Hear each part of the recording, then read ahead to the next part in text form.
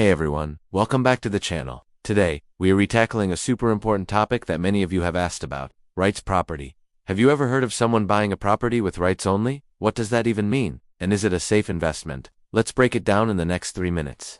So, what exactly is a rights property? Simply put, it means you have the right to occupy and use a piece of land, but you don't hold the official land title, which is the TCT or OCT. You might have documents like a deed of sale of rights, a certification from a homeowners association, or maybe a tax declaration in your name. Think of it like this. A titled property is legally recognized by the government as yours. You can use it as collateral for a loan, and transferring it is straightforward. A rights property, not so much. Ownership isn't officially recognized. You can't use it for a bank loan, and transferring it is often informal and can be risky. So, the big question is, can you convert your rights property into a fully titled one? The answer is yes, but the process depends on the land's status.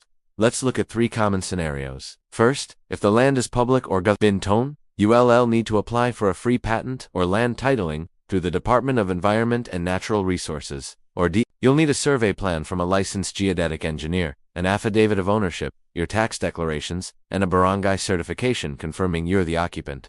Once the DENR approves your application, they'll issue a patent, which you then register to get your original certificate of title, or OCT. Second, what if the land is private and part of a larger mother title? This is common when you buy a portion of a larger lot. The key here is to coordinate with the original titled owner. You'll need to execute a formal deed of sale, have the lot properly subdivided with a survey plan, and then process the transfer. This involves paying taxes like capital gains tax and documentary stamp tax at the burr, and transfer tax at the city hall. After all that, you can submit everything to the Registry of Deeds to get your very own transfer certificate of title, or TCT. And third, if your property is part of a government housing project like NHA or PAGIG, the process is usually more streamlined. Your main goal is to fully pay off your loan or amortization. Once you're fully paid, the housing agency will issue a deed of sale or a certificate, which they will often help you process to get the title transferred to your name. So, to recap, Step 1 is to verify the land's status with DENR. Step 2, get a licensed geodetic engineer to do a survey. Step 3, file your application, either with DENR or through the transfer process at BIR and the Registry of Deeds. And finally, pay all the necessary taxes and fees to get that title in your hands.